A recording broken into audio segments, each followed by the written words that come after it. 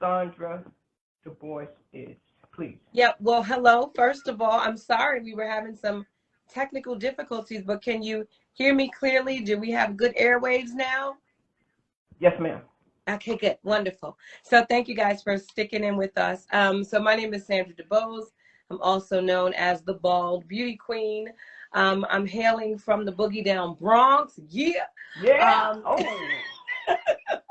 but I live in Raleigh, North Carolina for the past 15 years, so I guess I'm considered a Southern girl now. Um, let's see. What do you want to know? Where should I start? I mean, my alopecia story goes back many years, so you tell me. Where do you want to start with this, Crystal? Well, And first thank I you want for to having start. me on, by the way. Thank you Yes, for, yes, ma'am. Yes, ma'am. Well, I want yeah. to start with the fact of, who Sandra is before alopecia. Like, Oh, your artist. Tell the people who Sandra. And pronounce your last name again, because I always pronounce it wrong. so DeBois? it's Sandra Dubose. Sandra DeBois. DeBois. DeBois. And Dubose. what is that? Is that French or what is that? It's it is oui, yes, it is French, Ooh, but DeBois. I don't speak French, but it is my dream destination to go to Paris. So, Oh, just kind of speaking that into existence. So by the what? time You I know get what? there, I'll be I ready. got you. Hit me up because I can make that happen.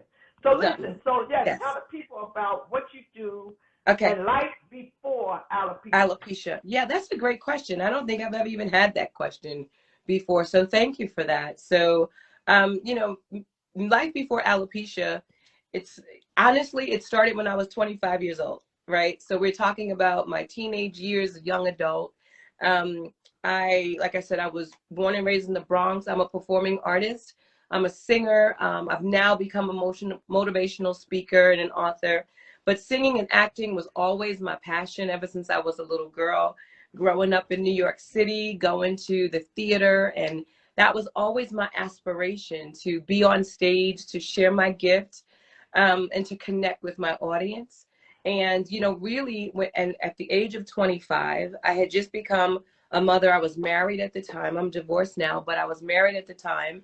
And we had just had our first daughter, Maya. She was 1 year old when alopecia started for me. So it started with just some small bald patches. And then within, 3 years, it progressed to alopecia universalis, which is the rarest form of the condition where you lose all of the hair all over your scalp and your body, which was very devastating.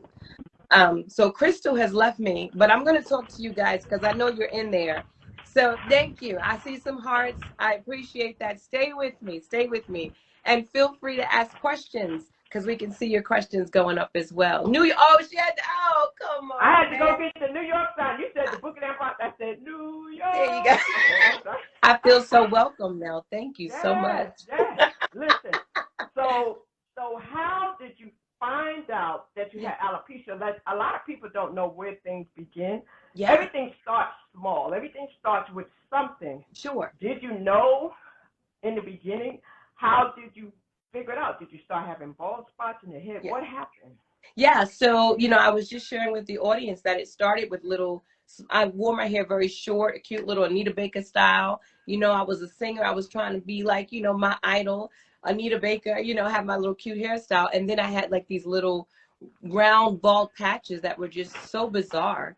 And I literally went to my primary care physician at first, and then he's the one who told me you have a condition, an autoimmune condition called alopecia areata. I had never heard of it.